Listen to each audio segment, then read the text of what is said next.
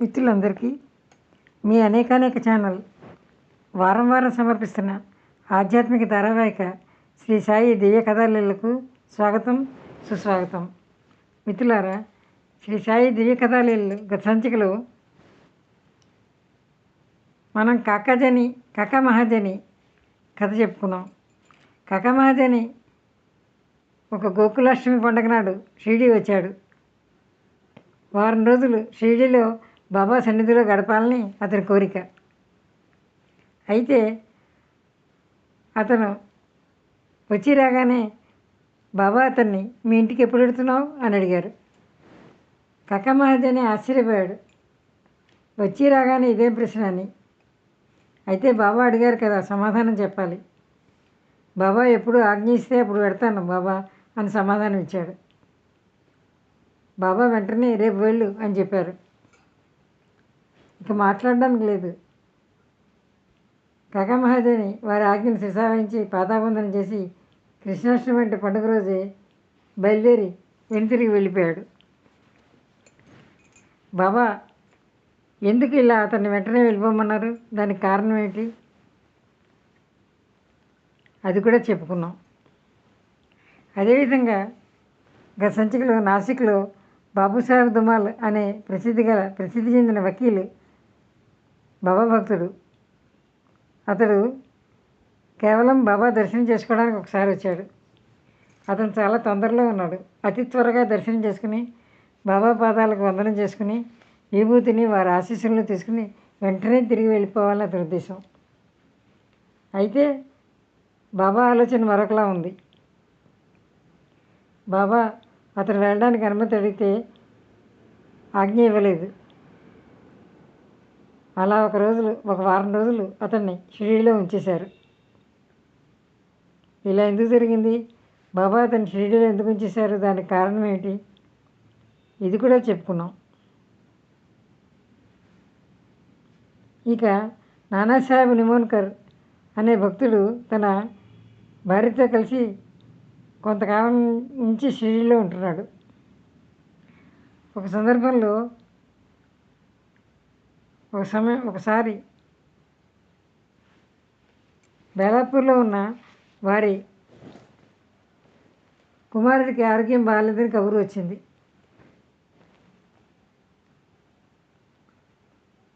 అతని భార్య ఊరికి వెళ్ళాలి అనుకుంది.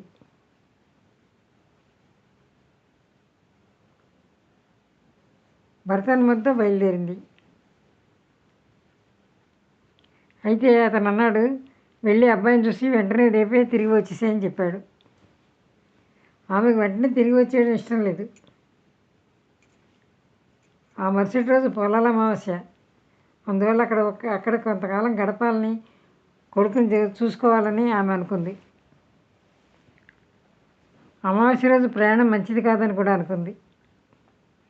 కానీ భర్త ఆదేశాన్ని ఎలా తప్పించుకోవాలో ఆమెకు తెలియలేదు. సరే, ఊరు వెళ్ళడానికి సిద్ధమై బాబాకి నమస్కరించుకుని సెలవు అడిగింది.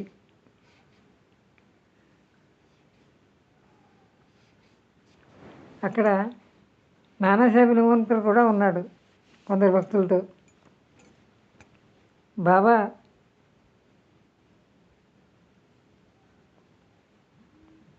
బేలాపూర్కి వెళ్ళి 4 రోజులు నిశ్చింతగా సుఖంగా ఉండి అందరినీ కలుసుకుని తర్వాత షిరిడీకి రా అని చెప్పారు. బాబా మాటలు ఆమెకు ఎంతో ఊరట కలిగించాయి. నిమోన్కర్కు ఈ బాబా ఎందుకుంటున్నారో ఏమీ అర్థం కాలేదు. మిత్రులారా, సారాంశం ఏంటంటే, మనం ఏదైనా ఆలోచించినప్పుడు దాని పూర్వాపరాలు మనకి ఏమీ తెలియవు. కానీ మన మంచి చెడులు సత్పురుషులకు తెలుస్తాయి. వారికి తెలియనిది ఏదీ ఉండదు. భూత భవిష్యత్ వర్తమానాలు కాలజ్ఞానం వారికి కర్తలామలకంగా ఉంటుంది. అందువల్ల వారి ఆజ్ఞను శిరసావహిస్తే మనం క్షేమంగా సుఖంగా ఉండగలం. ఇదంతా కిందటి వారం చెప్పుకున్నాం. ఇప్పుడు ఈ సంచికలో మూలే శాస్త్రి అనే భక్తుడి యొక్క కథ చెప్పుకుందాం. బాబా మూలేను కరుణించి అతనికి తమ గురుదర్శనాన్ని ఏ విధంగా కల్పించారు అనేది ఈ కథలోని ముఖ్యమైన విషయం. మూలే శాస్త్రి తమ స్నేహితుడైన బాబాసాహెబ్ బూటిని కలుసుకుని వెంటనే తిరిగి వెళ్ళిపోవాలని షిరిడీకి వచ్చాడు. అతని ఉద్దేశం అది, కానీ బాబా సంకల్పం మాత్రం వేరు. ఈ చమత్కారాన్ని చూద్దాం ఇప్పుడు.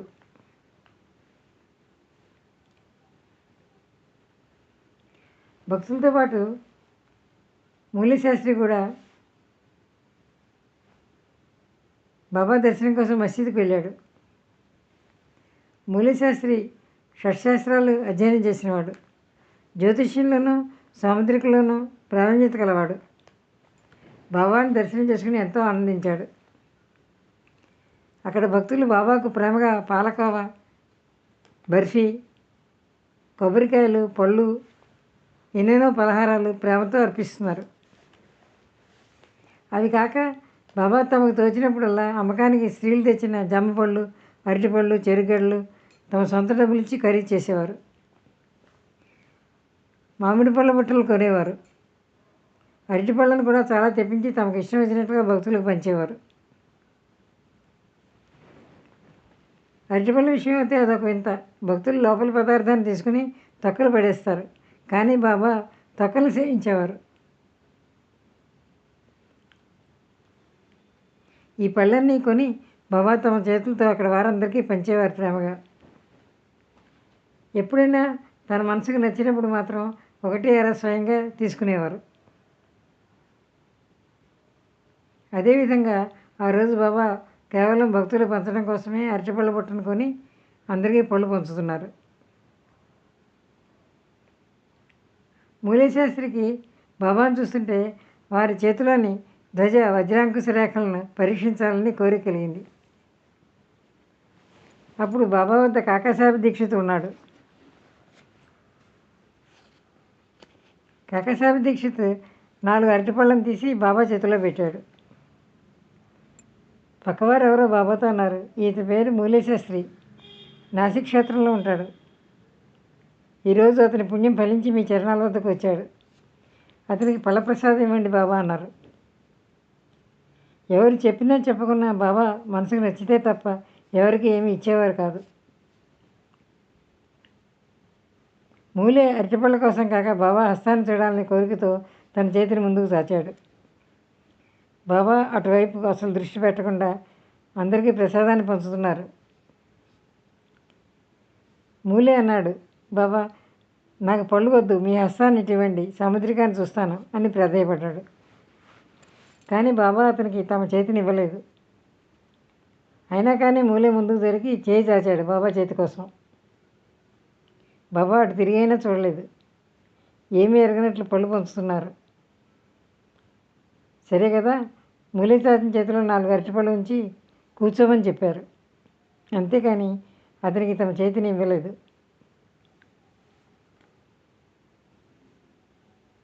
సాయి మహారాజుకు సాముద్రికం అవసరమా?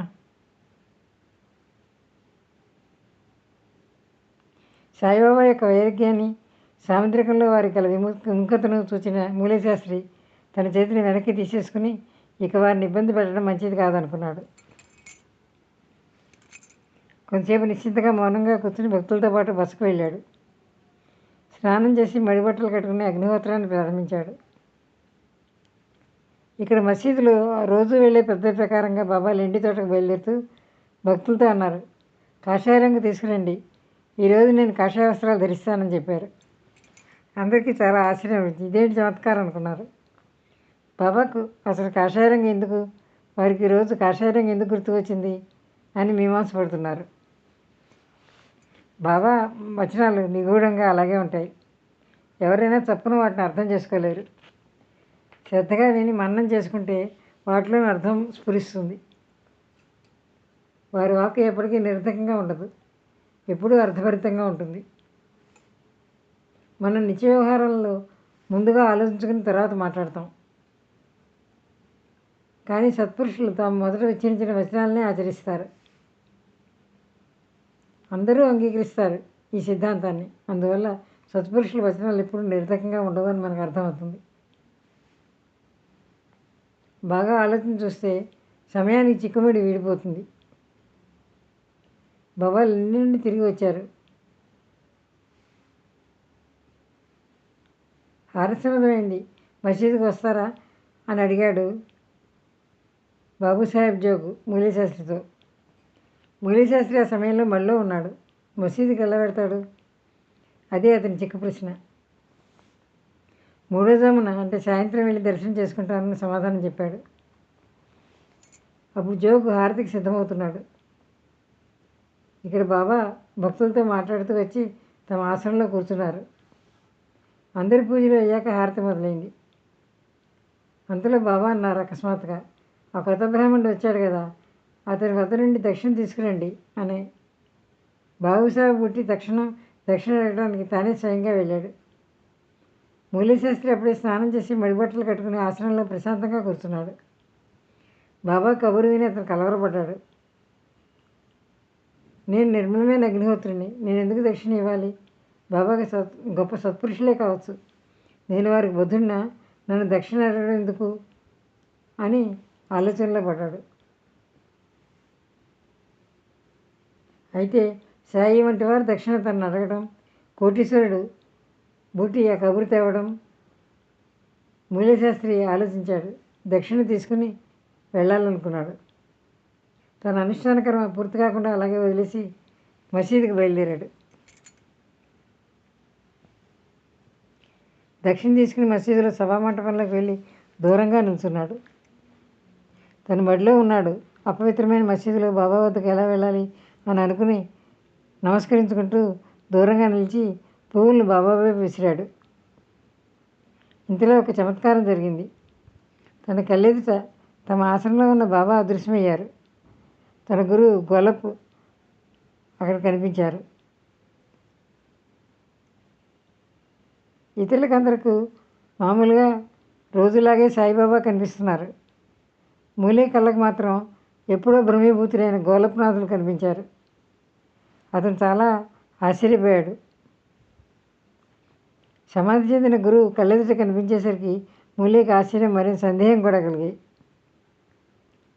కలేమో అనుకున్నాడు, కానీ తను మేలుకునే ఉన్నాడు. సంభ్రమాశ్చర్యాలతో పాటు అతనికి నోట మాట రాలేదు.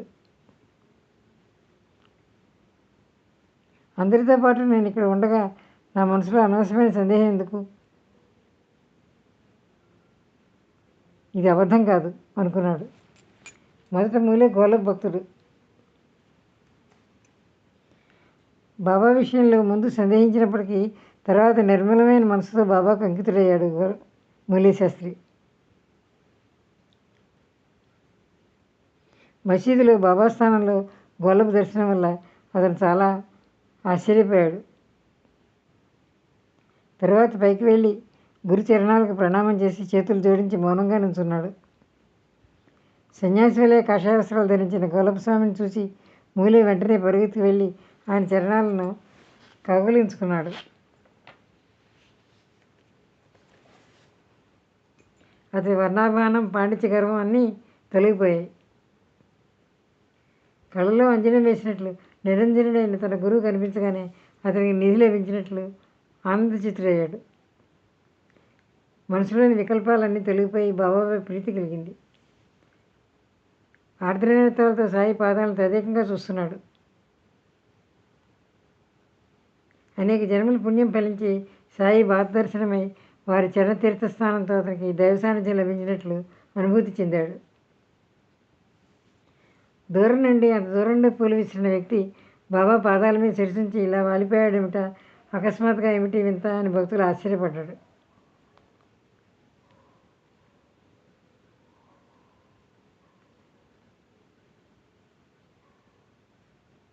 అందరూ బాబా హారతి పాడుతుంటే మూలీశాస్త్రి గొలప్ హారతిని పెద్ద స్వరంతో పాడుతున్నాడు.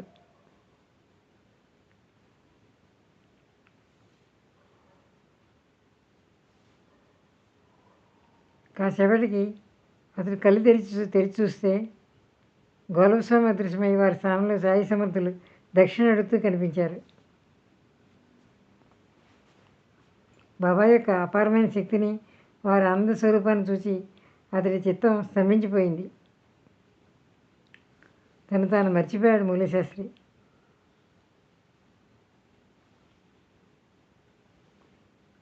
బ్రహ్మీభూతులైన తన గురువు యొక్క దర్శన సుఖం మూలేకు అపరిమితమైన ఆనందాన్ని కలిగించింది. అతని మనసుకు ఎనలేని సంతృప్తి కలిగింది. ఆనందాశ్రులతో బాబా చరణాలకు నమస్కరించుకున్నాడు.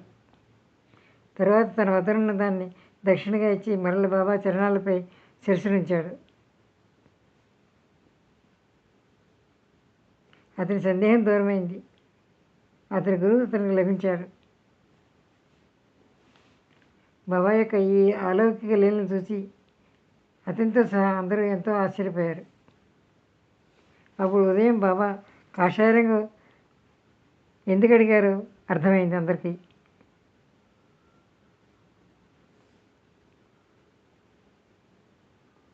ఆ మూలియే ఆ సాయి మహారాజే. సాయిబాబా యొక్క లీలను ఎవరు అర్థం చేసుకోగలరు? వారి లీలలు అగాధాలు. మిత్రులారా, ఇంతటితో ఈనాటి సాయి దివ్య కథాలీలలు ఈనాటి సంచిక ముగిస్తున్నాను. అనేక ఛానల్ సబ్స్క్రైబ్ చేయండి, ఛానల్ని ప్రోత్సహించండి. ఓం శ్రీ సాయినాథాయ నమః.